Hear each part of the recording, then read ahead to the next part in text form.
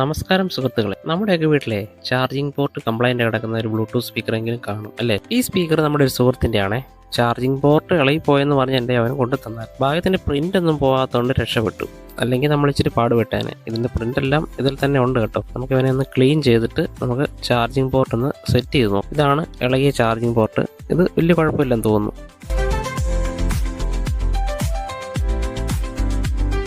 Desoldering വിക്ക് ഉപയോഗിച്ചാണ് ഇത് clean ചെയ്യേണ്ടത്. അതിനുശേഷം നമുക്ക് ഇളകിപ്പോയത് നമുക്കൊന്ന് സെറ്റ് ചെയ്യാമേ. എല്ലാം കണക്ഷൻ ഒന്നും മാറിപ്പോകാതെ കെയർഫുള്ളി കൊടുക്കണം. പോസിറ്റീവ് നെഗറ്റീവ് മാത്രം കൊടുത്താൽ പോരാ, ഇതിൻ്റെ രണ്ട് സൈഡിൽ ഇത് ഒന്ന് ബലപ്പെടുത്തുകയും കൂടെ വേണേ, എങ്കിൽ ഇളകി പോകാതിരിക്കും. അപ്പോൾ ഓക്കെയാണ്, കുഴപ്പമില്ല. നമുക്കൊന്ന് ചാർജ് കുത്തി നോക്കാം. ഓക്കെ, റെഡ് ഇൻഡിക്കേറ്റർ തെളിയുന്നുണ്ട്, ചാർജിങ് നടക്കുന്നുണ്ട്. ഓക്കെ, സംഭവം ഇപ്പോൾ ഓക്കെയാണ്. പിന്നെ ഇതിന് ബാക്കപ്പ് കിട്ടുന്നില്ലെന്നായിരുന്നു പറഞ്ഞു. അപ്പം നല്ല ഒറിജിനൽ ലിഥിയം അയണിൻ്റെ ഒരു ബാറ്ററി കൂടെ മേടിച്ചിട്ടുണ്ട്. നമുക്ക് അവനെ കൂടെ ഒന്ന് സെറ്റ് ചെയ്യാം. ഞാൻ കഴിഞ്ഞ വീഡിയോ പറഞ്ഞ പോലെ ഇത് സോൾഡർ ചെയ്യുമ്പോൾ ബാറ്ററി അതും ചൂടാവാൻ പാടില്ല. ചൂടാവാത്ത രീതിയിൽ ഉരച്ചിട്ട് വേണം സോൾഡർ ചെയ്യാൻ. ഞാൻ കഴിഞ്ഞ വീഡിയോയിൽ ഇതൊക്കെ പറഞ്ഞിട്ടുണ്ടായിരുന്നു.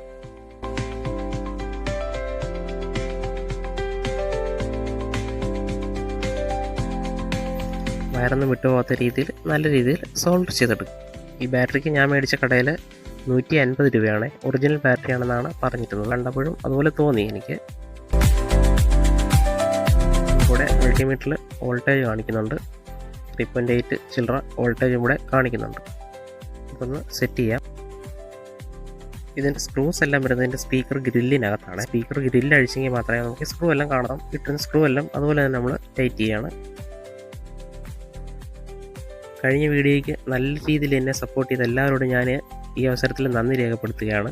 എനിക്ക് 1-2 കമൻറ്റ് വന്നിട്ടുണ്ടായിരുന്നു, വർക്കിംഗ് വീഡിയോ കാണിക്കണം, പാട്ടിട്ട് കേൾപ്പിക്കണമെന്ന്.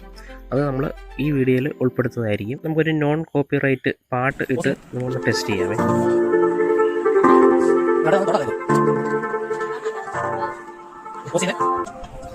ഈ ബ്ലൂടൂത്ത് സ്പീക്കറിൻ്റെ ബാസ് റേഡിയേറ്റർ എന്ന് പറയുന്ന ഒരു സാധനമാണ് ആ റബ്ബർ ബീഡിങ്. അതിലൊരെണ്ണം കംപ്ലൈൻ്റ് ആയിട്ടുണ്ടായിരുന്നു. നമ്മളത് ഫെവി ബോണ്ട് ഉപയോഗിച്ച് എല്ലാം ഒട്ടിച്ച് ക്ലിയർ ചെയ്തിട്ടുണ്ട്.